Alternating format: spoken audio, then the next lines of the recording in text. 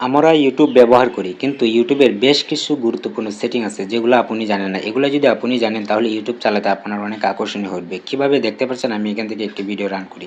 এই যে Good ভিডিওটি চালু morning. করলাম, I'm good. ভিডিওটি What চালু about করার পর দেখতে পারবেন ভিডিওর উপরে দিকে এখানে সি একটি অপশন চলে আসে। দেখতে পাচ্ছেন বন্ধুরা, সিসি।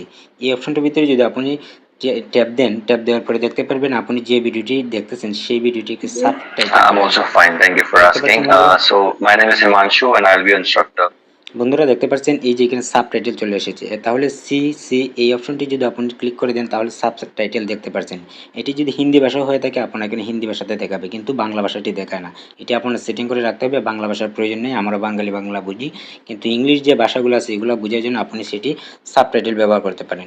2 নম্বর আরেকটা অপশন আছে, এখানে যদি আপনি ক্লিক করেন দেখতে পারবেন একটি সেটিং আইকন আছে, ঠিক আছে। সেটিংয়ের যে আইকনটি আছে সেটির উপর আপনি ট্যাপ করবেন। সেটিংয়ের আইকনের ভিতরে ট্যাপ করার পর দেখতে পারবেন নিচের দিকে অনেকগুলো অপশন চলে আসবে। এখান থেকে কোয়ালিটি একটা অপশন আছে, আপনি কোন কোয়ালিটি দেখতে চান সেটি এখান থেকে আপনি সিলেক্ট করে দিতে পারেন।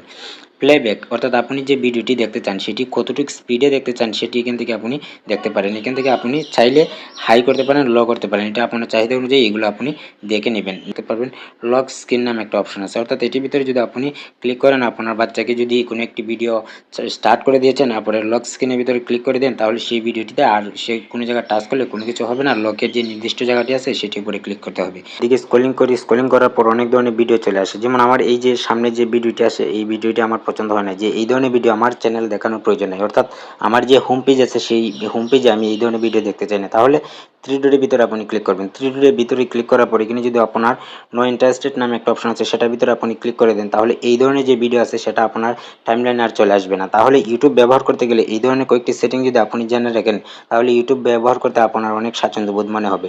বন্ধুরা ভিডিওটি কেমন লাগলো কমেন্ট করে অবশ্যই জানাবেন। ভিডিওটি যদি ভালো লাগে লাইক কমেন্ট শেয়ার করবেন। নতুন ভিডিও পাওয়ার জন্য চ্যানেলটিকে সাবস্ক্রাইব করবেন। Thank you watching for my video.